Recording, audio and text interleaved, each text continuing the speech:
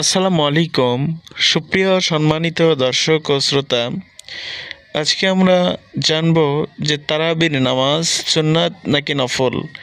এ বিষয়ে অনেকেরই কিন্তু অজানা আছে, অনেকেই জানতে চায় যে এই নামাজ সুন্নাত নাকি নফল, এই নামাজের নিয়ত কি বলে করব। তো এই প্রশ্নের উত্তর হলো তারাবির নামাজ অবশ্যই সুন্নাত, কেননা রাসূলুল্লাহ সাল্লাল্লাহু আলাইহি সাল্লাম নিজে পড়েছেন এবং সাহাবীদেরকেও পড়তে বলেছেন।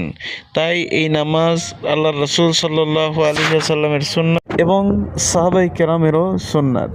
তো আপনি যখন এই নামাজটা পড়বেন তারাবির নামাজ, অবশ্যই এই নামাজ পড়ার পূর্বে যখন আপনি নিয়ত করবেন, সুন্নাতের নামাজ বলেই নিয়ত করবেন, সুন্নাতের নিয়ত করেই এই নামাজটা পড়া শুরু করবেন।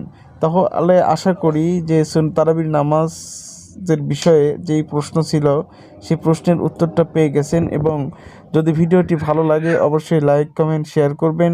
আর পরবর্তী ভিডিও সবার আগে পেতে অবশ্যই আমার চ্যানেলটি সাবস্ক্রাইব করে পাশে থাকবেন। ধন্যবাদ। আল্লাহ হাফেজ।